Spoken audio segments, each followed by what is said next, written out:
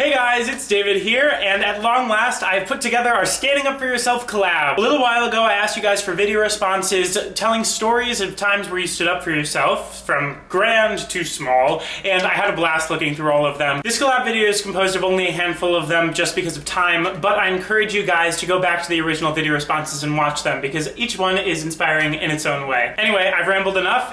Here are your stories.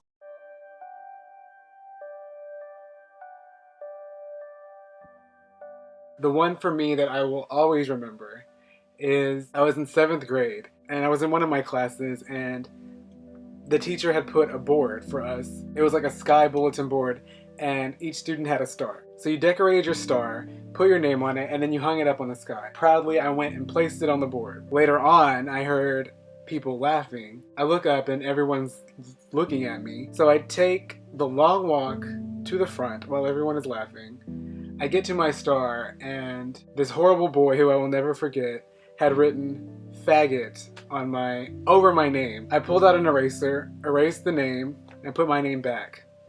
Because that's all I knew what to do. Looking back now, do I wish that I had stood up for myself a little bit more? Yeah. While it did hurt to be harassed daily, I never let those people and those words and those actions define me. I knew I was fucking awesome.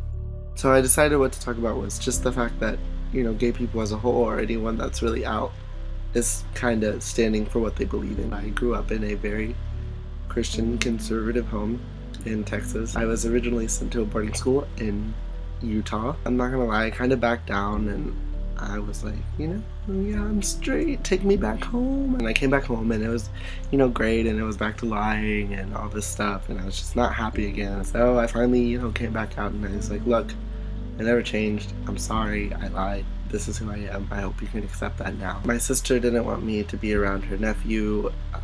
You know, my mom was not happy with me. My dad was not happy with me. Eventually, you know, my brother, you know, has always been real supportive and he still loves me. And my mom just went out to the gay club with me last night with all my friends. She's like, I want to dance. And I was like, hell yeah.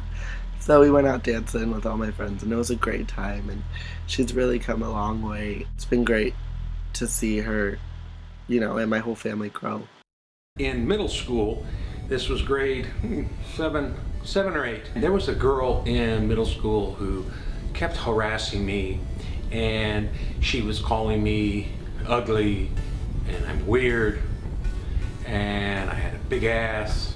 I still have a big ass. One time, as I'm leaving school on the school bus, I see her walking down the street. She lived close to the school, and I opened the window and I yelled out, Kristen, I love you. I love you.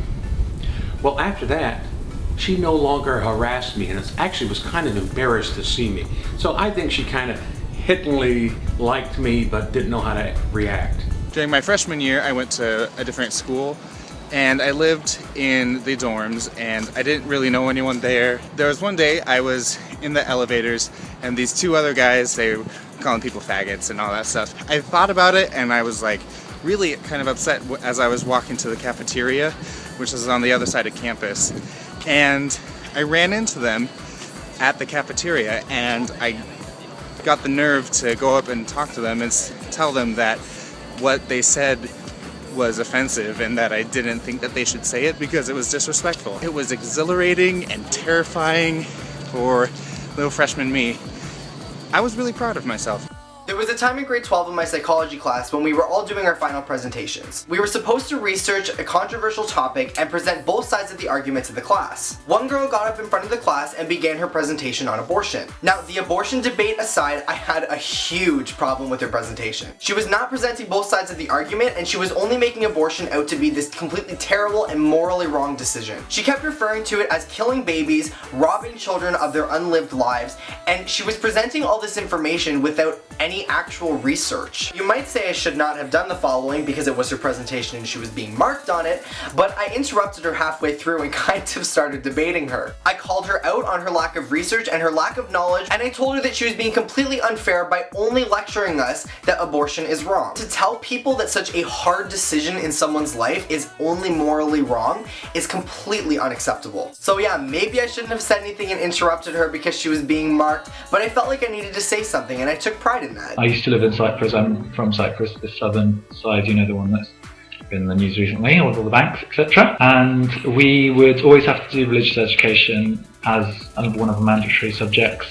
But unlike the UK, where I live now, we didn't learn about many other religions. We would only ever talk about Christianity, and when we did learn about other religions, we would always talk about the cons and how they were wrong and why they were wrong according to the Christian church. I'd be like, no, don't think so. And it would, like anything, it would be obviously gays. Our teacher even started screaming at me in the, like screaming, properly screaming, because I was wearing a pendant, which is like a semi-precious crystal. And he asked me, why are you wearing that and you're not wearing a cross? And then he said, oh, and why are you showing it off? Why are you trying to be so proud about it? And I just said, I believe something different to you, and you know, I'm allowed not to wear a cross, and why would I wear a cross if I don't believe in it? My story comes from a while back. I think I was in 6th or 7th grade, and when I would walk home, I would always pass by this house where the boys would frequently play sports in the front yard.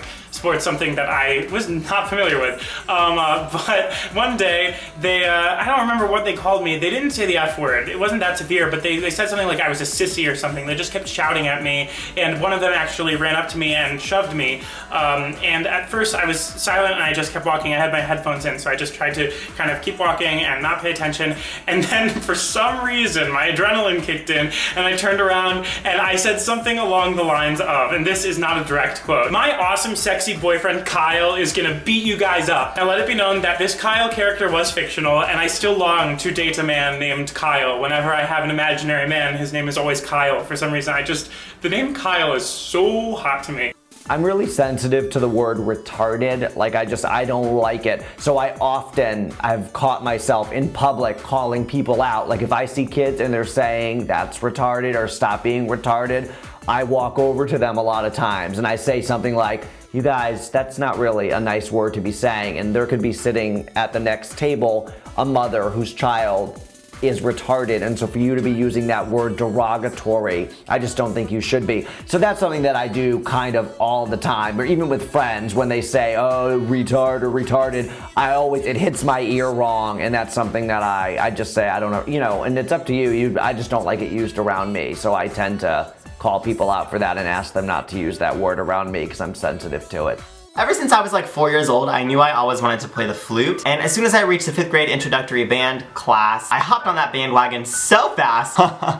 Bandwagon. But being a boy somehow meant that socially wasn't really allowed, and I still, to this day, don't know why. And so people would always comment about it and say it was a girly thing to do. As soon as we hit middle school, some of the students found out about the word gay, and that was instantly assigned to me. So at the time, because I wasn't out to anyone or myself, I thought being called gay was offensive, which I now realize my huge mistake. In order to combat that, I worked really hard at being good at what I did. And it really paid off in the end. Like, I'm not gonna lie, it paid off. So basically, I just stood up for myself by being successful. Success is the best revenge, right? So, there you go. Also, side note, my dad said that to me when I was 12, way before Kanye West said it. Life is so much better when you just don't pay attention to the negative things.